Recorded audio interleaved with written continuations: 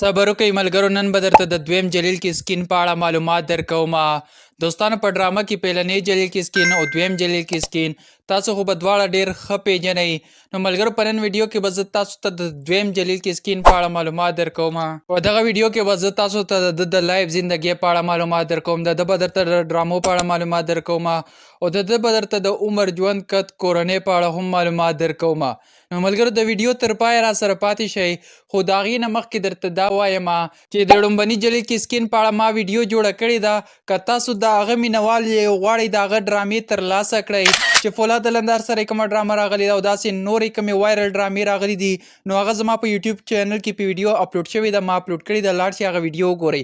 دا زما د یوټیوب چینل دی او په دې کې چې کله تاسو لږ سکرولینګ وکړئ لاندې پکې راکوشئ نو دغه ویډیو اپلوډ شوې ده. دا ویډیو لازم وګورئ، دا د هغه جلیل کې سکین په اړه ده. نو راځئ اوس درته د دویم جلیل کې سکین په اړه معلومات درکومه. ملګرو دوستانو، کله چې لومبنی جلیل کې سکین په سپو وخوړلی شو، د هغې نه بعد د هغه شکله بدله شوه، نو دغه جلیل کې سکین راغللو او دوی په ډرامې کې خپل ایکټینګ ته دوام ورکړلو. یعنې هغې نه بعد د ډرامه شروع کړله او د جلیل کې سکین په نوم باندې یې رول ولوبول او ډېر زیات مشهور شولو. د هغې نه بعد چې کله یې رول ولوبولو او د جلیل کې سکین په نوم باندې ډېرو ملګرو پوښتنه وپېژندلو. نو راځئ ملګرو، اوس یې درته د ډرامو نومونه درکومه، انځورونه یې درکومه. نو د ویډیو تر پایه را سره پاتې شئ. خو د ویډیو د شروع کېدو نه مخکې دا یوه غوښتنه لرم، که تر اوسه پورې تاسو زموږ د یوټیوب چینل نه وي سبسکرایب کړی نو مهرباني وکړئ چینل سبسکرایب کړئ او بیل آیکن در سره پریس کړئ چې زموږ هر راتلونکې ویډیو تاسو ته پر وخت میلاویږي. نو راځئ شروع کوو ویډیو. ملګرو دوستانو، تر ټولو مخکې خو به درته ووایم چې د دری مرچل سریال اداکار جلیل کې سکین خپل اصلي نوم مهمت کوچک دی.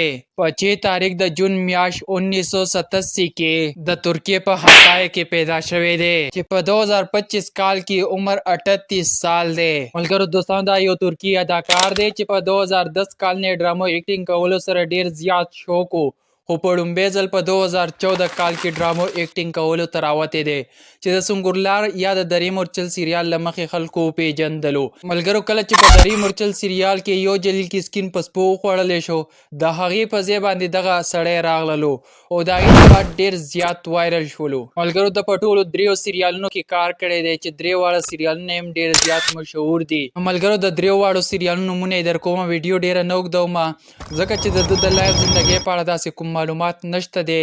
نو راځئ ملګرو، دغه یې راسره وګورئ. دغه پیلنی سریال دی چې د دری مرچل په نوم باندې و، دغه یو دویم سریال دی او دا هم دریم نمبر سریال دی. ملګرو، په نن ویډیو کې ما تاسو ته د جلیل کې سکین د ټولو دریو سریالونو، فلمونو او ډرامو په اړه معلومات درکړل. نو په کمنټ کې راته ویډیو څنګه وه او راتلونکې ویډیو درته په کوم اداکار یا اداکارې جوړه کړم.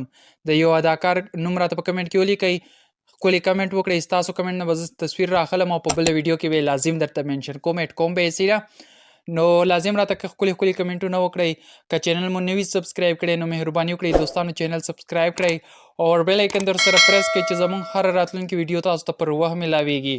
نو راځئ اوس را سره د دغه جلیل کې سکین د 2025 کال دا یو څو انځورونه وګورئ.